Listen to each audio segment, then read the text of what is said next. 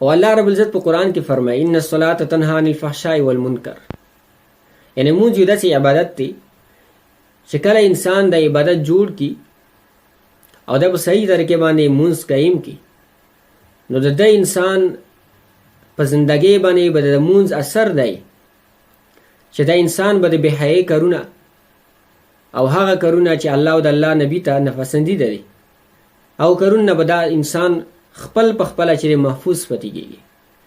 او معاشره کې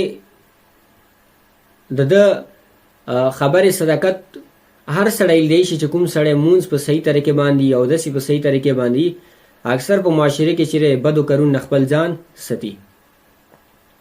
او حدیث کې راځي نبی کریم صلی الله علیه وسلم فرمایي چې کله انسان د قیامت په ورځ باندې راپاڅي، الله رب العزت انسانانو سره حساب کتاب شروع کی، نو هر انسان نه به چې اول الله رب العزت د کوم عمل په باره کې تپوس کوي، عمل مونځ دی. که چېرې دا مونځ د داسې و چې صحیح طریقې سره و، نو د باقي اعمال به هم صحیح وي. که دا مونځ خراب و، نو د باقي اعمال به هم خراب وي.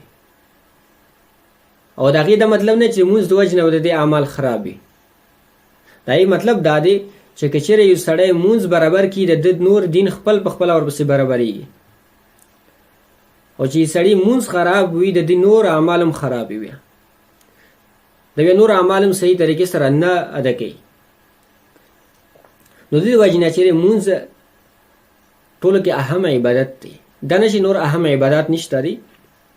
استهزا کول نه پکار چې مونځ پسې خلک لګېدلي دي او بل چې د ګاونډي حقوق نه پېژني، مونځ پسې خلک لګېدلي دي او جهاد نه پېژني. اب هر عمل چې په خپل ځای باندې خپل مقام دی، خپل فضیلت دی، خپل اهمیت دی. یو عمل د وجې نه د بل عمل توهین کول د دین بیانول نه دي، د عوام نور دین نه متنفر کول دي.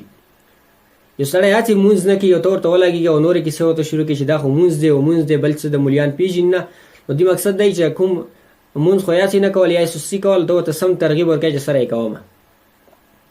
نو د هر عمل خپل ځای باندې خپل اهمیت وي، او اعمالو نه چې اهم دي په هغې کې یو مونځ هم دی. او نن چې مونږ په زندګۍ باندې د مونځ اثر نه وي، د هغې وجه دا دی چې زمونږ منځونه د منځونو په شان دي نه،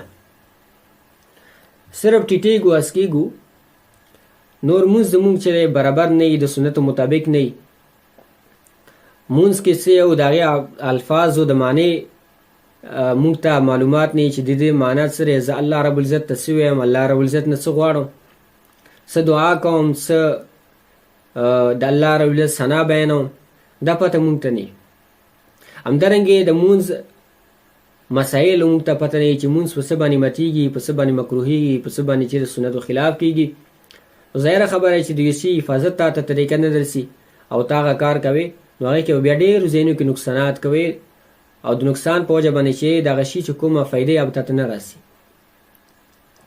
همدارنګې مونځ نه مخکې چې دی اودس دی، د هغې مسایل دي، چاته هېڅ پته نه وي چې مونځ په څه باندې اودس په څه ماتېږي، په څه نه ماتېږي. بس یو څو غټې غټ شیانو پته وي چې دې سره مونځ ماتېږي، نوره اودس خرابېږي او نوره پته ورته نه وي چې کوم مسایلو سره چې اودس کول په څنګه پکار وي، څنګه نه وي پکار.